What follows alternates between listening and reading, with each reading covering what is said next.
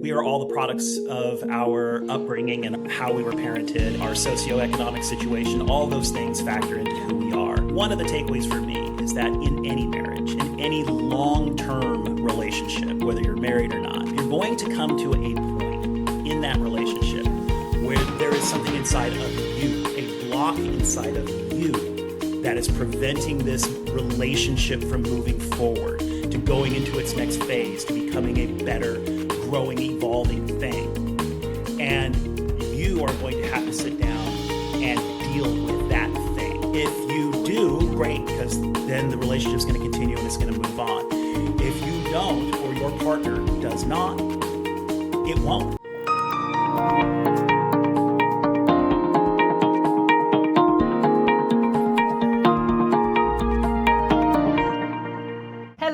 Welcome to Only Founders. It's Anne Gillaspie, your host. I have an exciting guest for you today, and I actually was going to do something not recording with John, but then I decided, in all of the transparency of the show and being totally fucking human, I wanted to do it on air. So this is what I was going to say. In past episodes, I have totally read the bio of the guest, and this is my experience when the bio is read. Okay, so the host of the show will go, "Hey everybody, it's Anne Gillaspie with Only Founders. Welcome to today's show," and then they go to the spreadsheet and they're like, "And on today's show, it's Anne Gillaspie is the CEO and founder of Fix and For," and you're like, what just happened there? And every time I read a bio, it's because you don't have it memorized for the guest and you're not naturally talking about that person. And I used to be like that. And I said that just sounds so stupid. So for today's guest, okay, I'm going to have John introduce himself because he is going to naturally tell his story better than I ever will, and I won't go in from "Welcome to Only Founders," and today's guest, John Taylor, is the CEO. That's okay, because I have it all written down right here. So this is the other way that it's done. It's like, and our guest today is John Taylor from the And before you hit record, you go, "Can you please pronounce your name for me so you don't botch it?" And then they still botch it. Like, I've been like, "Can you please pronounce your name for me?" And I'm like, "It's Anne Gillaspie." And then we hit record and they're like, "Anne Gillaspie." And I'm like, fuck, you can't even get it right. So anyway, John, welcome to the show. Tell us about yourself, John. Thanks, Anne. It's great to be here. Okay, so I'm John Taylor. I'm not the John Taylor. I'm not from Duran, nor do I head up the Fed. I think in Kansas City, there's a John Taylor. So if you try to Google me, you'll never find me. So I am John Taylor from the Act3 Agency. I'm the CEO of the Act3 Agency, which is a podcast marketing agency based here in San Francisco. And I am the founder of PodAgain.ai, which, God willing, will be released in about 4 weeks and is a revolutionary new podcast promotion, marketing, and posting platform that helps everything that Only Founders needs, but we don't have budget for. Well, it's in the budget. We're thinking that, hopefully the median price will be about $80 a month, and it will replace We're going to talk about that. Yeah. This is turning into a sales call. You guys actually didn't know you're just joining a live sales call. That's what we're doing. All right, carry on. I jumped on the sales too fast. It's an occupational hazard. Okay, John, thanks for introducing yourself. But so that's like all the bullshit that we have on our resumes, right? And we're like, okay, what do you do? And you go to a networking event and you're like, what do you do? And then I want to get into the juicy stuff because you are a father of 3 girls. Okay. 2 girls, 1 boy. Got it. 2 girls, 1 boy. So does it go girl, boy, girl for you? No, it goes boy, girl, girl. Interesting. So ours go. Yeah, I have kids from one side of the nation to the other. I've been married about 100 times. So my son is 30 years old and living in LA. And then I decided to do it all over again. And so I have 2 daughters, 15 and 17. I love that. I love that you've been married 100 times. It's great. We should talk about that too. And then we have a girl, boy, girl. So our boy is sandwiched in the middle and ours are 7, 9, and 11. He will be well adjusted. He will be such a good partner. My husband and I talk about this all the time. We're like, holy shit, he has 3 moms because the 7-year-old is bossy as shit. So she's like, no, this is my spirit animal. And then his oldest is like, well, she's like a mom. And then there's me. And so I'm just like, you know what? I don't have to say anything. Like when the girls take over and Clive's like, oh, I'm like, oh, I'm out. You don't need another. Do you want a hug? Like, just come here. That's great. Amazing. So, okay, first question. We're just going to dig in. Why is marriage not your cup of tea? What's going on? Well, that's pretty ironic, actually, because my parents were married for 66 years. And my father just recently passed about a year ago. And they got married when they were like 20 and 21. So, I mean, I came from this incredibly, strong foundation of what a successful marriage should look like. I had to pay about $4,000 in therapy to come to all of this. So let me just save everybody the time and money. I thought of marriage as like a birthright, as like something that I would get and I would have and I would do well and everything would be great. And there was kind of this sort of, Brady Bunch attitude to it of like, everybody's cool. Everyone's going to work out their problems. Everyone wants to default towards becoming a better human being. Everybody is willing to work out their issues. Everyone wants to be happy. And guess what? They don't. That's not I bet you like woke up and you were so fucking surprised and disappointed when the reality set in that that's not actually the case. Yep. So I have a question. Your parents were married for 66 years, but were both of them happy and fulfilled in that partnership? Well, that's a great question. And I'm going to have to say for the most part, yes. That's great. That's beautiful. They came from terrible backgrounds. Both of them were just, both of their parents were just out to lunch, especially on my mom's side. My grandma was the worst. And so they came into the relationship going, look, we don't want this. We don't want this. We don't want to be these people. And we don't want to do this to our children. And no, we have no framework. But the best that we can start with is let's not do that.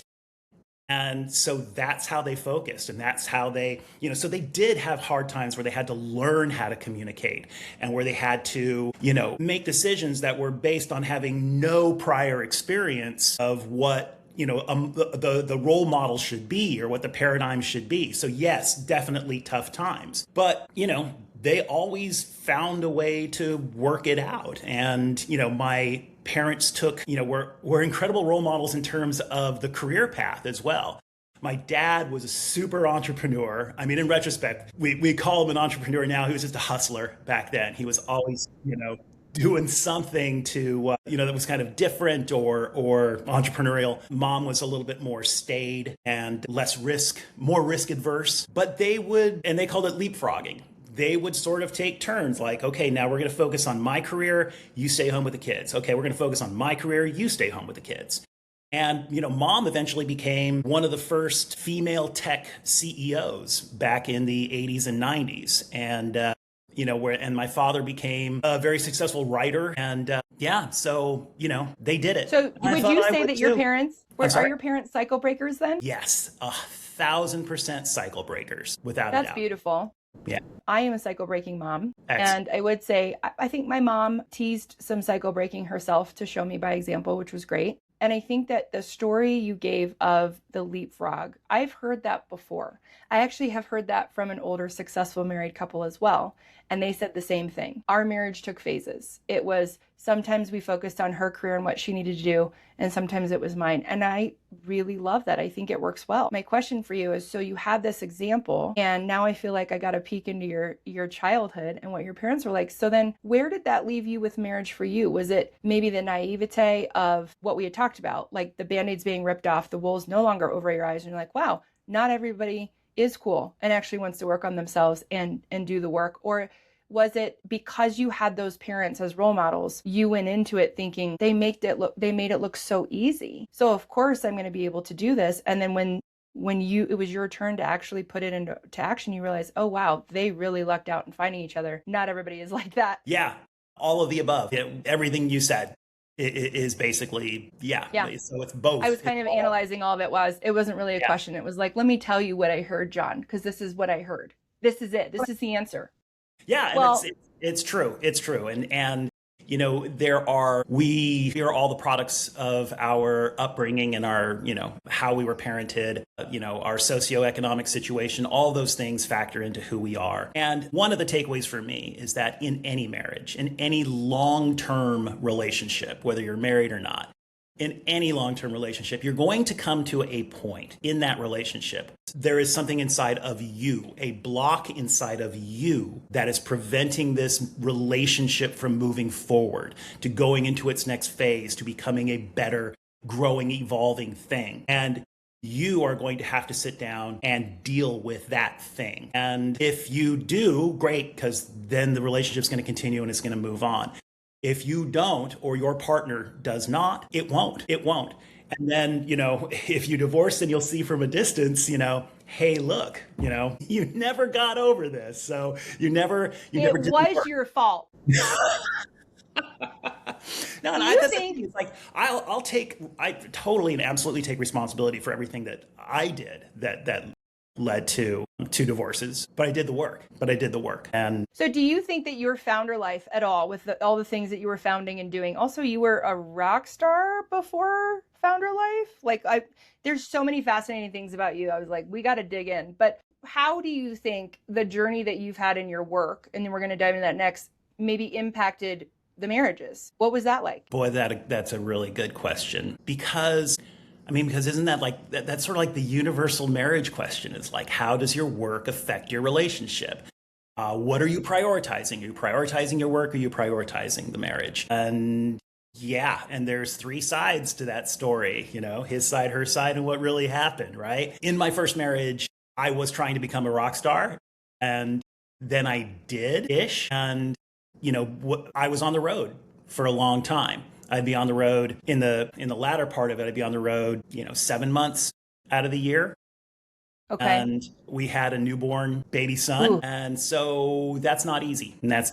I was a good boy on the road, had plenty of opportunities for the whole. I can feel the tension that you said that with, like, I could have, and I didn't. And so we will, this is your gold star for that. Great work. Thank you very much. Great job. Okay. And I did my best to, give my wife all the support that she needed while I was gone. But it's still, it's very complex. It's very complex. I can imagine. Yeah. The only reference point I have to this kind of lifestyle is one of my really good friends married a musician. And she actually was one of their biggest fans since like college, and would go to his shows and literally was like fangirling. And then it was one of those movie stories where she went to a show years ago as an adult, and she was single and just fangirled, and then met him after the show. And she'd always admired the band. And then literally they met after a show and hit it off. And he realized like she was a fangirl groupie and had been around forever. And she was really into the band and him, and had this crush on him forever. And then he was like, oh my gosh, you're amazing. And literally it's that Cinderella story. They started dating, they were long distance, then they like made it work, and now they're married. And he's shifted and he's no longer on the road. He's still a musician, but he went back to school. He's like doing all this other stuff to try and settle down, because the life of, when they were dating, I was just like, oh my gosh. So like, he's in Europe, like when is he going to be home? And then she's like, well, I'm going to go fly here. We have a schedule. And she's like, I'm going to go fly here. And then every 2 weeks, like I'll go out, and like, I don't know what y'all are doing, but cool. And also just the glimpse of anyone who travels for work. Consulting. My husband worked for Deloitte when we first dated, and he was on project in a different city. And so we literally would do the whole, well, he's gone Monday through Thursday and he's back Friday through Sunday every week, or he could alt travel, or I could go join him. And it was like we dated on the weekends, and that's just kind of what we did. But I think anytime that there is distance, there have been some cool ways to make that work. But when you throw in a newborn, nope. Like, I don't actually know how you would do that with children, to be honest, because I know you have 3 kids. I have 3 kids. Like, having that newborn phase, I literally don't think I would have been successful as a mother with all of the things that being a new mom entail without a partner at home. Yeah. It's so challenging. Yeah, without a doubt. And the question then becomes, were you ready for the challenge? Did you accept the challenge? And are you willing to do whatever work it takes to overcome the challenge, right? I met my first wife when I was 20 and she was 18. And she was there when I turned to her and said, I'm going to start a band and be a rock star. And she was there when we played the MTV Music Awards, right? So she knew the journey the entire way. And, when we finally did like sign and have that new opportunity to actually like make some money at it, I was 31. So I wasn't a kid anymore. And I wasn't like, great, now I've got all the money I need for my Coke habit and a couple of Porsches, right? It was a fundamental understanding of like, I got maybe 5 years of this before my prepubescent audience throws me away at the whims of the next rock star, right? Yeah. And Yeah. so I just need to like push it and just suck every penny out of it until we're cast aside. And then I can go, bye-bye. Sure, great. I got my money. I'll do whatever I want and everything's going to be fine. And, is the reality of that and the demands of that harder than when it's actually upon you and upon your partner? Yes, absolutely. But like I said, I mean, you have to overcome it, right? And she had issues that she was not willing to overcome. Yeah. That makes sense. Thank you for sharing that. I'm not trying to like relitigate it, but trying to, in the context of it, of like, okay, I'll give up everything. I'll drop from the band. I'll stop. I'll just throw all my dreams of this away for you and our family. And she's like, no, don't do that. I'm like, okay, then we need to do this and you need to do this. You need help here. And she's like, no, I'm not going to do that. And so what are you going to do? What are you going to do? Right. It's interesting. My husband and I often say now we had a really great kind of rock bottom. It could not be our only one in our marriage. We'll be together 18 years this fall and married 15. Yeah. And I would say it only is successful because we had to face some really hard truths. And we went to the table with those conversations, and we go to the table with those conversations often of, I'm not feeling this. I need this from you. Mm-hmm. And we always say marriage is a choice. Marriage is this is not a handcuff. And we very much transitioned years ago into that thinking, whereas before it was kind of like, well, you put it on and you're done. It was like you set it and you're done. And a lot of people think that that's what marriage is. He and I did not have a great framework either of what a successful, happy marriage is. His parents are still married. You're talking years, lifelong marriages, but I don't know that they're both really happy or fulfilled or even the right partners for each other, because it's just ugly. Like it's not enjoyable when you're around them, right? So it's like, I don't give a shit how long you've been married. I actually don't.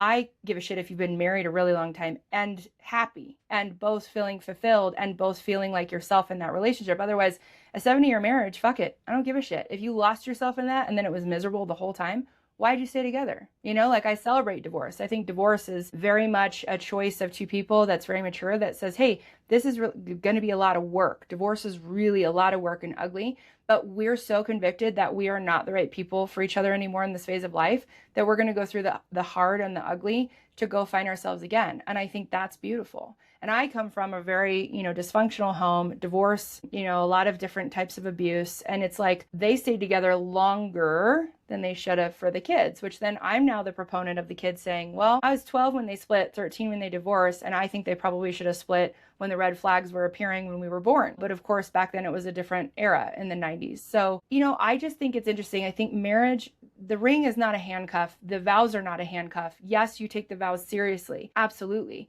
And they should not be to the detriment of your soul for a lifelong bound that is no longer serving you or the other person. So we always say, I choose you. Every anniversary, it's like, I fucking choose you. Marriage is a daily choice of, this is who I am. There's no surprises. You got to show up honestly. Your truth has to be safe. Your truth has got to be safe in the marriage. If your truth is no longer safe and you can literally share everything of who you are to that person and they don't make you feel safe and they cause shame or they are manipulated, like with emotions, all the emotional manipulation, anything at all. That's a choice. Do you really want to continue building a life with this person, raising kids with this person?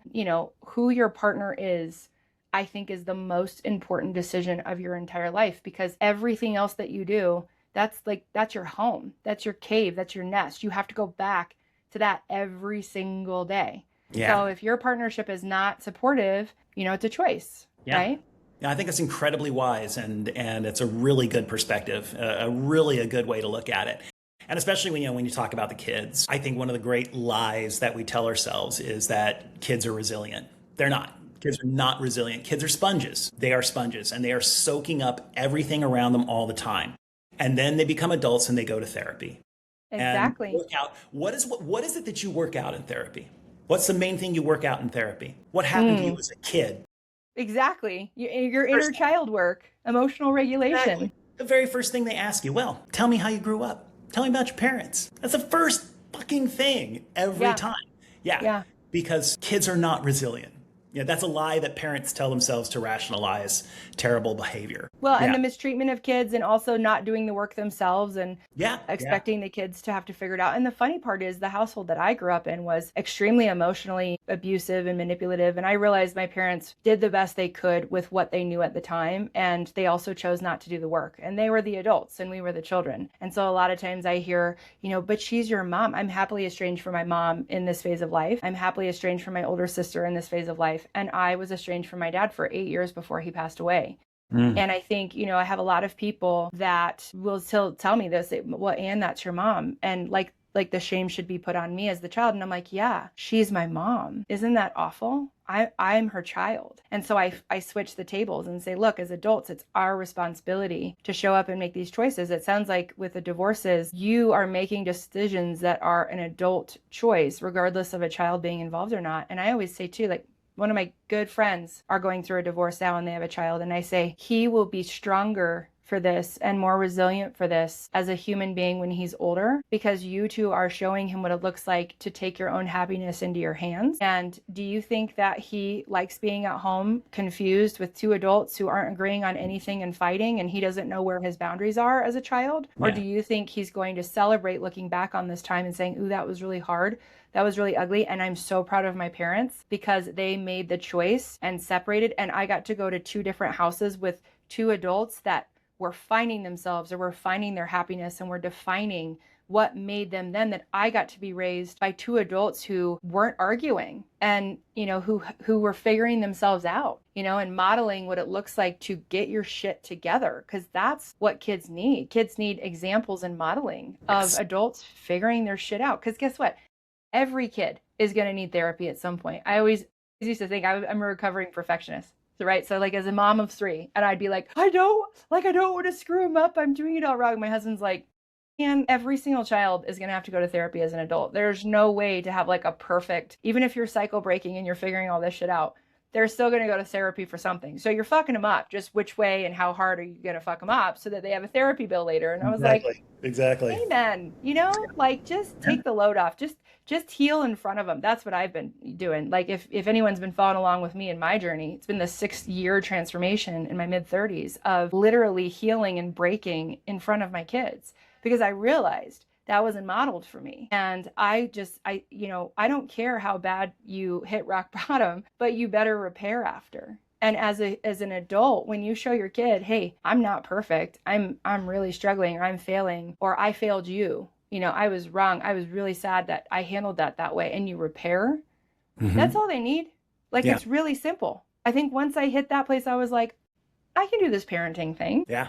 So let's talk about you being a single dad of 3 kids. What is that like? What are their ages again? So there's 30. He's on his own and doing great. And then 15 and 17. So are those girls split custody with you and your ex? Yeah. So we've evolved into a very happy co-parenting relationship. I mean, that's beautiful. We're fundamentally different people. And so heads are going to butt, and there's, different approaches, different styles. Okay. But, as long as you're okay with look, the kids are safe. And of course they are, it's not that sort of thing. Then you just sort of leave that alone and okay, cool. So it's a complete 50-50 split. We only live a couple of miles from each other. Yeah. So that works out really well. I'm going to applaud that. That's huge, because I think you doing that move shows the girls boundaries. It shows them that their mom can be on her own, their dad can be on his own, and they still get access to both of you. That's like the best of both worlds. That's all you could ask for. Yeah. And absolutely. That you guys live close. Like, it's not this dramatic change of life, change of scenery for them. I've also heard of some parents that split and they're like, well,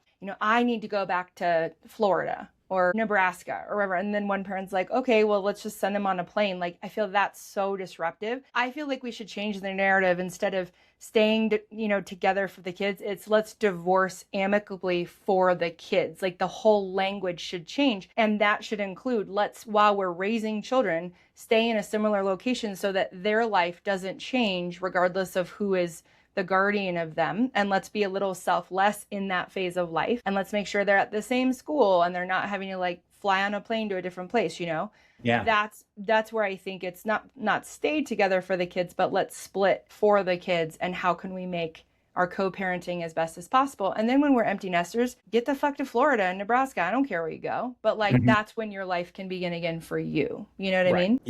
Yep, exactly. A strange reality or phenomenon maybe of our crumbling 21st century culture is that there are divorced couples now that actually never move out of the house because I've heard of a lot of that. Yeah, can't afford I to. actually think that's awesome. That's if you a can smart find thing a to way to do. make it happen, if you've managed to do it amicably and you don't hate each other and you can see each other in the hallway all the time, then yeah. Well, and this is what's interesting about that. I find it where if you are not romantically partnering good for each other as a partner, but you guys do great with raising the kids. And you wouldn't have a problem if there's like a guest room in the basement or like a different side of the house. So it's almost like a roommate situation, but you have a wing or you have like a level, a floor. And you have conversations that are very mature around this marriage isn't serving me as a partner and you know, a romantic partner that I'm getting fulfillment out of. But I love raising the kids and running a home with you. And we do that well. You know, in this kind of economy, I'm now like grandpa. In this economy, it does not make sense to have two houses, two locations, two sets of bills. And if both of you can come to the table and say, look, are we going to start dating other people? How do you feel about that? Could we have nights where you're on the kids and then I'm on a date and I can have someone back to my room or the basement or whatever? Like if that is a mature conversation where you say we're split and also we're going to do the life thing together, but be roommates. If there was a level of best friendship there in the marriage to begin with, and that could happen, why not? Right. And the kids still get to see both of you in the same house, but not trying to like be this romantic partnership for each other that isn't working. I actually have had a few friends that have gone through that split where when they stopped trying to be each other's romantic partner and like the expectations of society on a marriage, all the shit started working because they just kind of let it go. And they're like, we don't have to have sex. We gave up. Like we're done. And then it was like the tension was done because the pressure was gone and the shame and the guilt they were putting on themselves of like, I don't want this with this person anymore, but I have to. It's like when you release the shoulds and you just fuck off to it and you're like, we're going to just make the rules what we need it to be. I feel like you can really settle into a friendship and a co-parenting ship that you're like, okay, this can actually work. And then the kids can get their family together amicably without seeing their parents trying to force everything. Right. Yeah, absolutely. And I think it also raises a really important point that one of the vows that we fail to remember is this whole till death do us part. And that's a long freaking time. And if you're 25 and you're getting married, if you're 30 and you're getting married, and you know, you're expecting somewhere in the 50, 60, 70 years of marriage. Life moves in cycles. When you're married for 60 years, something can be shitty for 4 years at a time, for 6 years at a time. And it's not always like, oh, this sucks. I fucking hate you. We need to divorce. It can be like, you know what? This isn't working for right now for these. And it hasn't worked for years. And you know what? It might not work for a couple years more. But then again, it might change.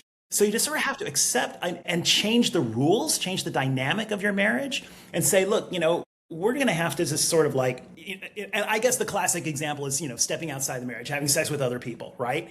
You're like, oh, I've lost it for you. I don't have the emotional connection. I don't have the physical connection.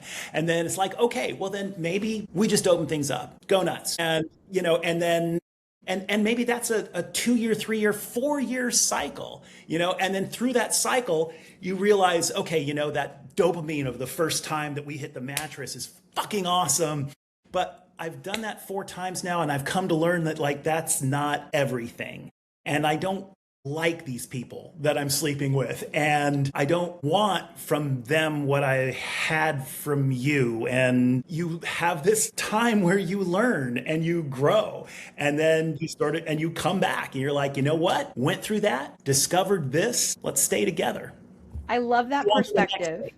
Yeah. The perspective that you're giving is what I would consider just an open mindset in general, right? When you shift from being a closed-minded person, it's open-minded. And the fact that you said, if we're going to do this thing for a lifetime, we are going to have phases. There's going to be cycles of us as people, and re-meeting your spouse in every different phase and cycle constantly and being curious about them and making an active choice to show up in that, I think makes a huge difference with an open mind. And I love curious so much. I have a tattoo, curious, right? I think when you are curious about your partner, when you're curious about yourself, to know what to show your partner to choose. When you're curious about your kids, it makes you a better parent.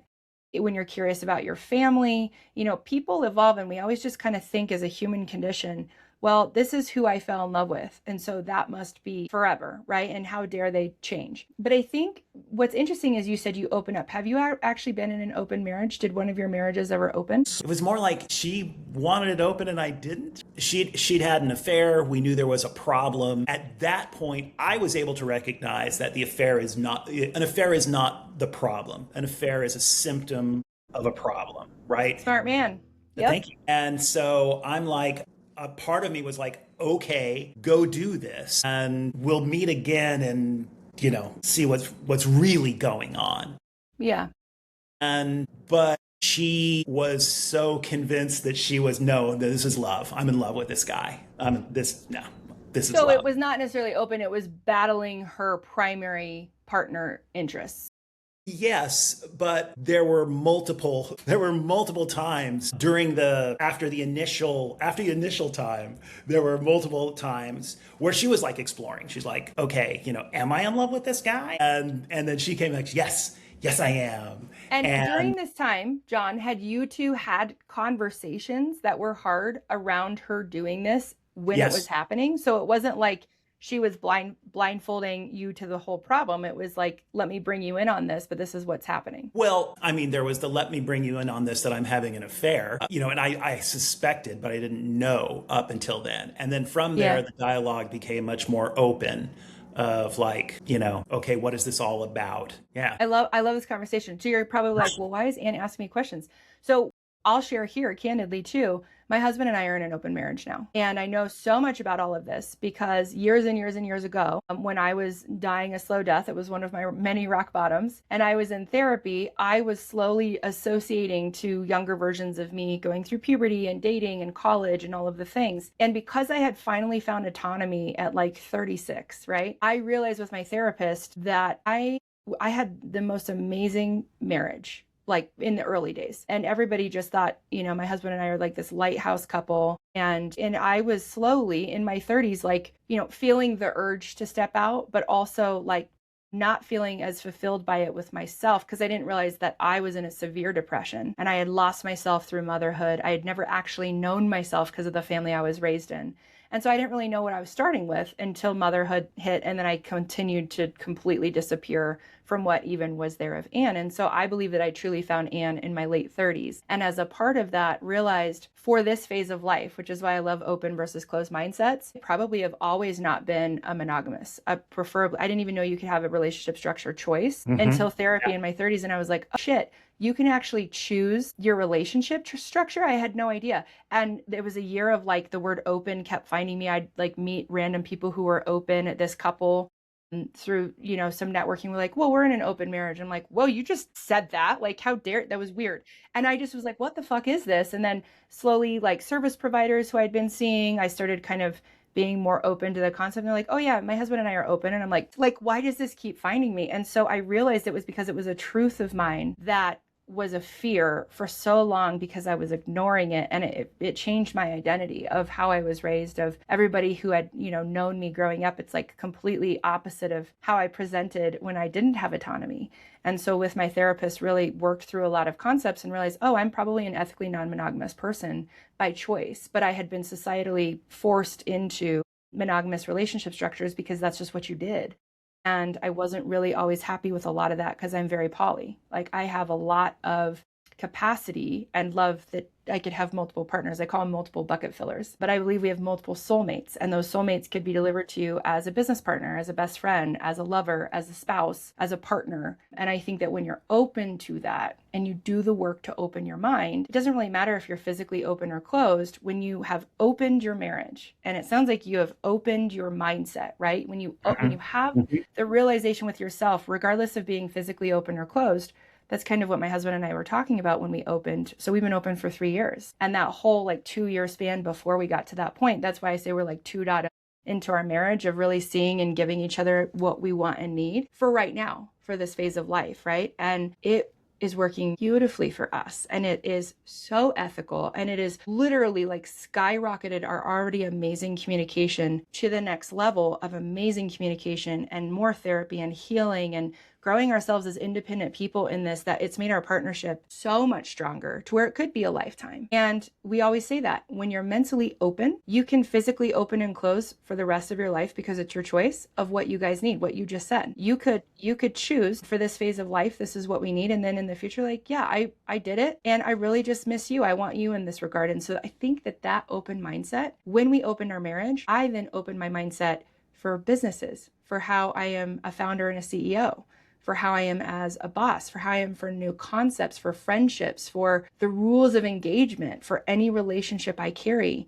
It was like Anne's little closed-minded from her sheltered, controlled upbringing just exploded. And the amount of acceptance and gratitude and openness I have for energy and different kinds of people and clients and, all the people that I thought were bad and good in life, there's no such thing. You have to navigate it completely differently. So I love that you went into that, because this is the first time on Only Founders I've talked about my journey of that. But I have never felt so seen. The last 3 years have been some of the most joy-filled years of both of our lives. Didn't even know my husband needed it too and loved it and craved it. And he's just thriving in this the way that we are. And it's really supporting both of us, and it's really beautiful. And so now, as our kids are a little too young, but when they're going in through puberty here in the next 5 or so years, we plan to use it as a guiding tool for them in relationship structures. And as they're choosing partners, we say, look, did you know that you can choose your relationship structure? And there's monogamous and non-monogamous. And dad and mom are choosing non-monogamy right now ethically. And this is what that means. And just giving them that choice, because my whole, teen and high school and college years would have been so different had I been given permission and information on how to do it ethically and safe. And there's a whole lifestyle of people out there that are super healthy and have done the work, and they're in the open community. And there's also a lot of very toxic, unhealthy, mentally unstable people, of course, just anywhere you go. Every group. Yeah. You know what's funny with all of this? So of course our kids are too young and they don't know about any of this, nor should they. But it was funny because there was a school dance, and my son, who's 8, turning 9, he asked 2 girls to the dance, and we were like, why did you do that? And he was like, well, because I like both of them. And we're like, well, but why didn't you just choose one? He's like, because why wouldn't I take both of them? And we're like, maybe he's not monogamous. And so we're just laughing because it's like the early days. My husband and I are joking about it. And he's like, and then our son literally said to us, he goes, well, Mom, I told both of them. And I was like, well, what do you mean? He goes, I was honest. He said, I told the other one that I asked the other one, I said, he's already ethically non-monogamous. I said, did they have a problem with it? And he goes, no, it was fine. And he's like, but I need to go to the store and get 2 bouquets for both partners. And I was like, nice. Well, he's doing it right. I was like, maybe this conversation in 5 years is not going to be a challenge, because they're all just going to be like, yeah, that makes sense, because it's the whole younger generation. And I also guest lecture. And so in some university classes, I've been hearing the younger generation talk about, how they're moving through dating and relationship structures and support. And so many of them are talking from this kind of poly, fluid, open place that I feel our older generations could really learn from, because the way they talk about ethical relationships and being open, and well, why wouldn't you have, multiple partners? Because it's unfair to put all of your expectations and support on one person, and it's rare to find one person to satisfy everything. It's really been interesting. Yeah, it is interesting. And I in retrospect, there's from what I've learned, I wish I could go back and sort of do it all over again, because we been handed down generation after generation these sort of norms and standards of what a marriage is, right? You can go all the way back to marriage is your relationship, is it significant, is symbolic of Christ's relationship with the church, right? And that's why we get married. And then all the other things, all the other traditions and standards are like, well, monogamy is really all about a man being able to trace his lineage and pass on property, right? Because property only goes to men. So I need to know that you're not fucking around and that this guy is actually my son so that he gets all the property. And, once you deconstruct these things, and really look at them for what they are, and then sort of combine that with asking your own questions, like, what do I want, what works for me, and those are the sort of things I'm trying to pass on to my daughters. Like when we do talk about marriage and stuff like that, one of the primary things I say to them is, well, you have to define what marriage is. What does that mean? Yes. What does that mean, getting married? What does that mean to you? What do you want? What's, if you were to make your vows, what vows would those be? Skip all the vows, that have come down through tradition. What makes sense to you? What do you want? Why does this, write your own story and make it work for you. And I love that. That's you cycle breaking right there as a dad. Like you're telling your girls, hey, you don't have to, because I was very much the tradition, the religion, the conformity, as a girl navigating all of that. I didn't really have that mindset from a parent of you can choose. Like the whole idea of choice wasn't really in my narrative. It was, I was a good girl. You said on tour, you're a good boy. And I just resonated with that because I grew up as a good girl and realized being a good girl and being a good boy is garbage. It's fucking performative. And it needs to go out the window. And so when we're looking at not breaking the rules or conforming to some type of expectation of ourselves, have we asked the questions with ourselves first of what constitutes my being good or bad to myself, which is really going back to honesty. It's right. You got to tell your truth. Yeah. And you can't let your fear of whatever that truth is going to disrupt run the show. That's like my whole thing, right? That's my brand. It's like you have to share your fear, and it starts with truth telling. Yeah. What is your truth? Yeah. What is your truth that comes from you? Because this whole thing, if you want to go down this rabbit hole, the whole thing of being a good girl, that's a patriarchal construct. Yes, it is. Yeah. That is like, and also this whole idea of like, well, it shouldn't be your choice. That's a Judeo-Christian patriarchal construct, right? Because if, the whole reason that we are punished and go to hell is because we're exercising choices instead of listening to God, right? So, if I can't control you, what's the point? So, yeah. Ding, ding. John tailored today on the reasons why religion don't work. Yeah, it's all tied together. It's all of it is tied together. So 100%. Yeah. You nailed it. So, okay, this has been a beautiful personal story. I love it. But I want to know more about your new business, the AI business that you're doing, because as a podcaster, I'm really interested to hear more about what you're doing with that whole SaaS, platform that you're building, but why, and also with all of the tools of AI, do you think that it's going to be used?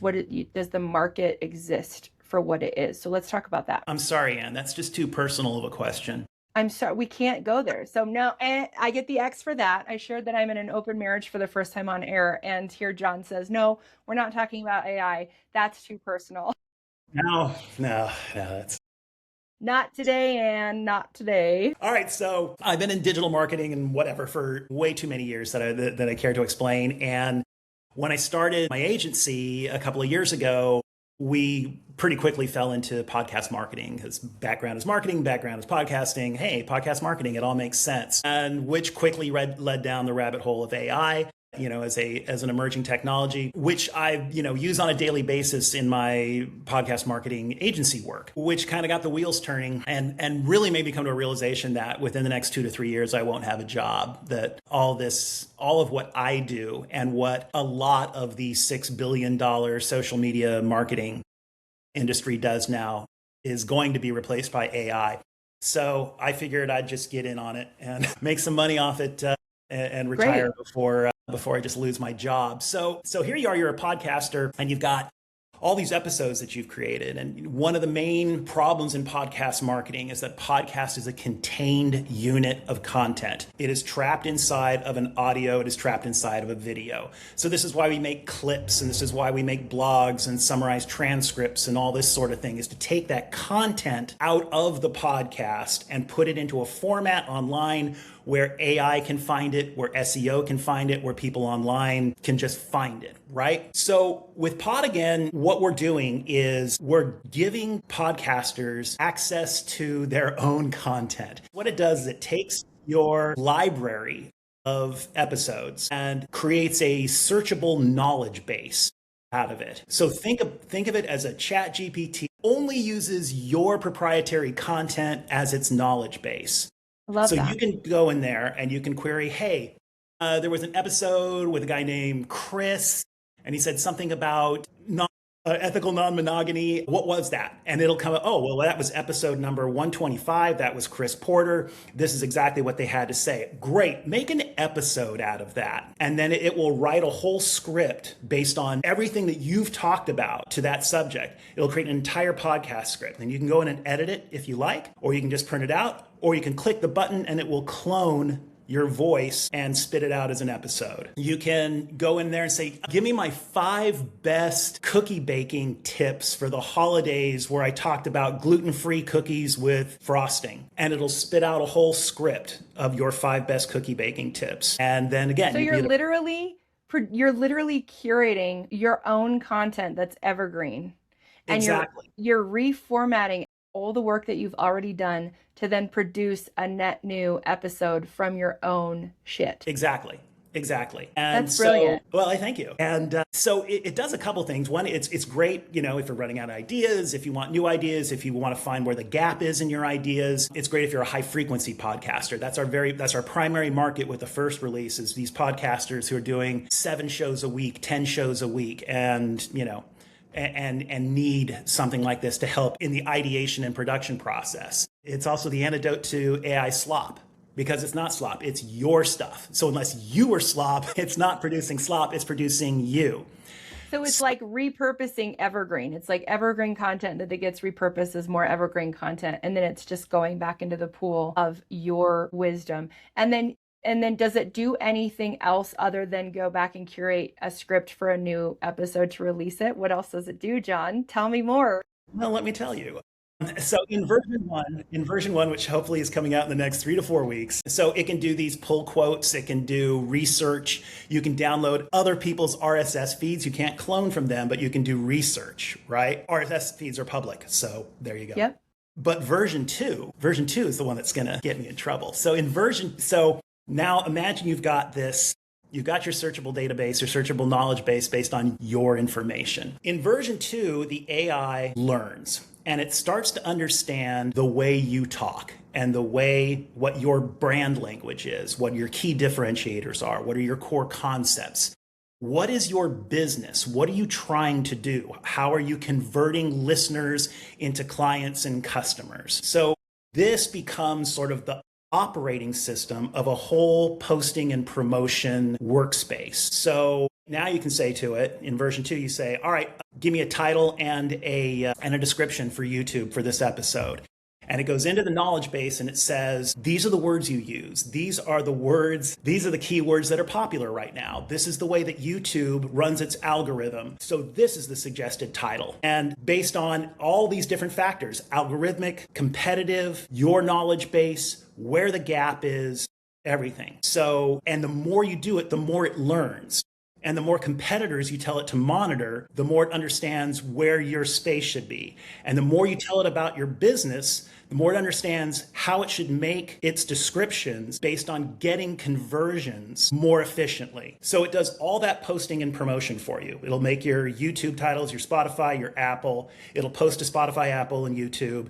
So it does all of that for you. And then its little happy competitive AI agents go out into the world and start gathering market intelligence for you. So it'll come back to you and say, hey, there's a LinkedIn post that talks about XYZ, which you discuss in episode 132. And you made this point. Do you want me to post that as a reply? Do you want to edit it? Tell me what to do. So it targets where your social media should be. Instead of just like spamming it out there, it creates relevancy to what your social media should be. Love this. That is amazing. Well, so you've figured out a way to make AI work for you to still show up human. Yes.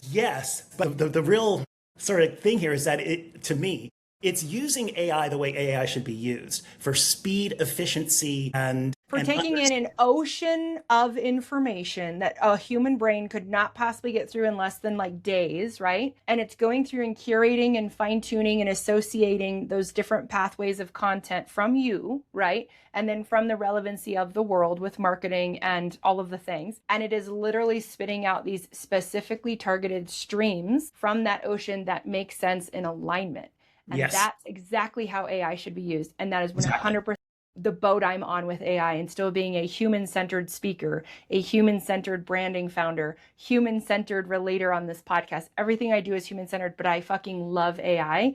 And you're seeing AI the way I see it as AI should be a support mechanism for your human function, for you to create and respond and exist in a human way, with the support of AI to take in all this information that we're information overloaded now in this day and age, right? That's why everyone says it's so noisy in marketing. It is. There's just too much. But it's if it's used to be your curator and to go through all of that in seconds, and that's how it saves you time. That's kind of how I've been using AI the last couple of years as an executive. It's like, it's not going to do things for me, but it's going to help me get, all of the things in order that would normally take me, weeks and days of time. I could do it in seconds, and then I can just spit out a result that's mine. I can react to it. 1,000%. And that's what we're trying to have it do for you in one sort of easy workspace where, these sort of intelligence modules are doing their things and are just delivering this to you. Hey, these 53 competitors that you have, they're not covering this topic, and we think this topic is important in your industry. Do you want it to be the subject of your next podcast? And then it's also going to network. So anyone who uses it can opt in to the user network. And in the user network, the AI agents will talk to each other about each other's podcasts. And it will say, hey, this podcast over here is doing something that has a very similar audience to yours. You guys should do an exchange of ads, or you guys should swap episodes. Or, hey, this guest over here, they'd be a great guest on your show. You should contact her. Here's her contact information. Or, hey, you and these 10 other podcasts, if you combined all of your numbers, you would make an actually great network for a sponsor that is, by the way, this sponsor who is looking for this audience that you would create as a group. Why don't you explore that opportunity? So yeah, it's sort of a comprehensive way of using AI to market for a podcast. Okay, so I joked about this being a sales call that we hit record on in the beginning, but now I'm like, no, I'm fucking serious, John. Are you having beta testers, and how do I get like an early sign up? Because this sounds amazing. As soon as version 1 is available, I will totally let you know. Put me on your list. Yeah, thank you. If anybody is listening now, you can contact me, John at act3agency.com, ACT3, the number 3, agency.com. Send you the free trial. And our free trial, it's not like a freemium thing. We give you absolutely everything, and you can use it for a week. And if you like it, you go. And if you don't, you don't. Love that. Yeah. That's great. That's incredible. I'm really glad that you started that, because I think that there are so many different AI tools out there that if you wanted to kind of build and hodgepodge and piece together your way of like, well, let me use this for this. And then there's Claude, and then I'm going to build this whole agent to work behind the scenes. Like, if you're not actually the master of AI and the tools, and you don't want to yet learn another fucking AI masterclass, which I'm checked out of that. Okay. I started 2 years ago. I got some AI consulting. Hell, I built a second business on the backbone of AI, because we were delivering brands in 10 days with 10 to launch using AI. And so like, I got very in the weeds with that as the founding member of that company. And then now I'm going, you know what? I actually don't want to take another mastermind. I don't want to get your guide on how to set up Claude to do all of my shit, because guess what? I don't want to fucking do it, because I'm 42 and I don't execute anymore because I'm tired and I have 3 children at home and 3 businesses. So I'm now going to take a step back. I'm going to say, hey, I want to pay a service that is going to do all of that mastery for me and has it all figured out and has all of the things that I haven't thought about, because that to me is worth my time and money. And I think this is exactly what I'm seeking for Only Founders, but also I think many of us who have these podcasts, we have the podcast, right? You can go get it produced, you can produce it yourself, you can get it published, right? So we're there, like we're publishing on YouTube, you're publishing on the audio version, and it's there. And then you're like, oh, I'm going to take these clips and I'm going to go post it on social media, and that's my marketing. And it's like, even I know, like from the beginning, I'm like, that's not podcast marketing. Like that sucks. You do like a post and then, oh, another post, and then you tag the guests and all of their things, which is what we're going to do for you. Like, hey, we're going to tag all of John's things here so you can go find them. But then it's dead. And what you said, like all of that content, I mean, Only Founders isn't even a year old. But once we start really cooking again and we get all of these episodes, this is already like episode 69, I think, for the show, but this is in our 70s, because I already have guest shows coming out before this one. So as a solo show now that's just mine, like we're already in the 70s for overall, but this is like episode 5 or 6 for me in just a month. And I just feel like all of that, you're only giving 1 or 2 LinkedIn and YouTube shorts and Instagram clip mention for what that show was. And then it's just there. And you're praying that your description and your title and your tagline are going to survive on YouTube to be evergreen content that people constantly go to. But if you're not bringing attention to it, it's not dynamically evolving. Just like your in-rolls, mid, and out-rolls on Buzzsprout is dynamic. I have a dynamic setup. So every time I re-record those, every episode has the new stuff. But your listings for these past published podcasts are not dynamic. It's just static content that sits there. And like you said, like you could have years with some of these podcasters of just, it's like dead weight. It's like this vault of all this good stuff and this work that you put into it. And then it's just locked. It's like, oh, well, you did one, maybe you could do that, the clip again. You could share that again, but you're not having the intelligence of relativity, which is, I think, your biggest, seller. It's like relativity. Exactly. So if you start to understand, or you look at your analytics, which version 2 will do for you, you look at your analytics and your analytics say, hey, these podcasts where I talk about marketing, they do really well. So then you're like, okay, well then what do? Do I do another? Okay, I should do another podcast about marketing. Okay, well then you can go into PodAgain and you say, hey, the analytics are showing that when I talk about marketing, that's when I'm getting the biggest numbers. Create an episode all about my 5 best marketing tips, or these specific types of marketing tips, or blah, blah, blah, blah. So now you're able to, not just have to sit down and remember everything that you said, or, you can have the app do it for you and say, this is, and it can do anything from saying, here's an essay on everything you talked about, to here's a script that you can use. And again, in version 2, there will be an absolute correlation between analytics and what you talk about, so that it'll constantly tell you, hey, you're really trending this way, right? This is where you're getting your best numbers. And is the new AI SaaS, right? It's called PodAgain.